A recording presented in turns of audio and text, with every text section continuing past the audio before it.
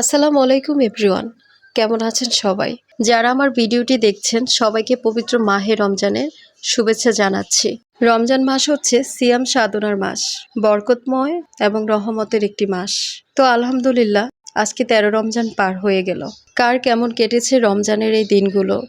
আমার আলহামদুলিল্লাহ আপনাদের দোয়ায় বেশ ভালোই কেটেছে। ইফতারের আগ মুহূর্তে ইফতার রেডি করার সময়টা ভীষণ ভালো লাগে। সবাই যার যার সাধ্য মতো ইফতারি রেডি করার জন্য চেষ্টা করে।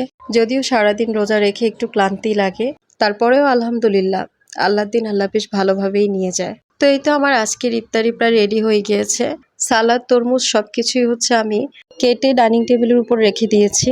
ইফতারির 5-6 মিনিট আগে হচ্ছে আমি নিচে বিছানা পেতে ইফতারিগুলো নিয়ে যাব। নিচে বসে সবাই মিলে একসাথে খাওয়াটা হচ্ছে সুন্নতি খাওয়া, তাই আমার বাবা হচ্ছে সবাই মিলে একসাথে নিচে বসে ইফতারি করাটা খুব বেশি পছন্দ করেন। আর এইভাবে সবাই মিলে একসাথে নিচে বসে ইফতারি করলে ইফতারিতে অনেক মজা লাগে আর তৃপ্তি পাওয়া যায়।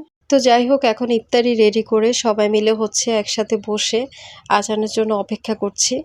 আর এদিকে আমার বাসার পিচ্চি বেবিগুলা রোজা সম্পর্কে কিছুই বোঝে না, তারপরে ওদের ভিতরে যে একটা আনন্দ থাকে, সবার সাথে একসাথে ইফতারি করবে, আজানের জন্য অপেক্ষা করে, মানে এই বিষয়গুলো খুবই ভালো লাগে। তো সবাই সবার জন্য দোয়া করবেন।